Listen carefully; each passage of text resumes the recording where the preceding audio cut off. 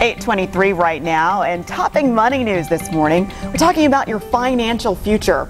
There are some resolutions that we may not want to wait on, such as saving your money and cutting cost. And joining me this morning is the money therapist, Signorelli, and she has some suggestions for you. Well, why do you think so many people have trouble sticking with their financial goals? I think it's a lot like at the beginning of the year, people want to go on a diet, right? And if you starve yourself, what's going to happen?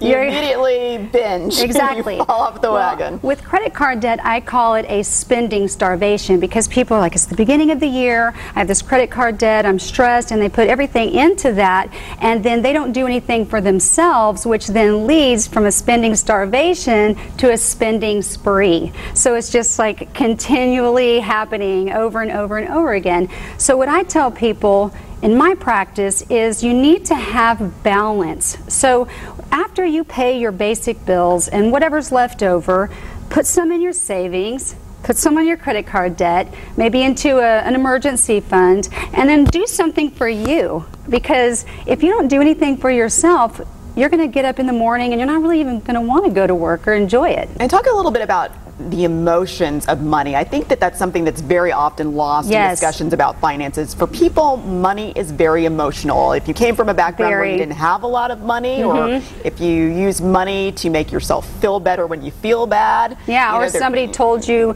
money is the root of all evil. Well, my favorite emotions when it comes to credit card debt, that if people can really be aware of this, they could change their pattern, is desire. We desire something, and it's okay if you desire something that someone else has, but if you save money for a great pair of shoes or whatever you want, it feels so much better than when you put it on a credit card. And another component of that, of course, is jealousy. Jealousy leads to really big ticket items. I mean, it could be, you wouldn't put a house on a credit card, but those bigger ticket items that you go in over your head, because you really you can have that item, but you have to think about the repairs and maintenance involved. So just to use the house as an example.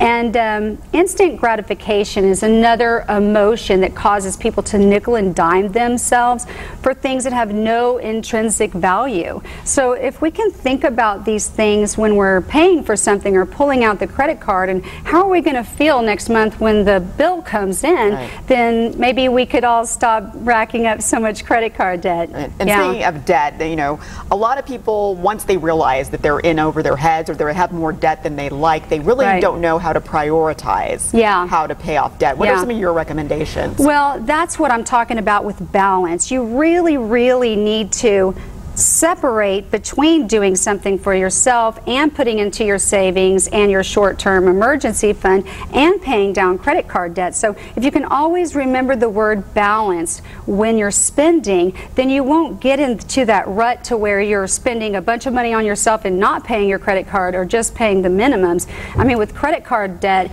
you should be paying 3 or 4 times what they tell you, because what they're telling you is so small that 3 or 4 times that amount isn't actually very much at all. And just real quickly, this is the time of the year that people think about making charitable donations. Any recommendations there? I'm a big fan of that, and you can, there's so much, no matter what your budget is, you can give 25, or one of my favorite charities is Smile Train, because for $42 a month on an auto card, for your debit card of course, they can cover all the supplies for cleft lips, and the doctors do it for free. So there's so many charities out there, so whatever's important to you, a little bit goes a long way. All right, and we want to thank Holly for being here. She has a book out called Do You Know Where Your Money Is? And you can learn a lot more about the emotions and the role that they play in our spending habits. We appreciate you being here this morning. Some good advice for people going into the new year.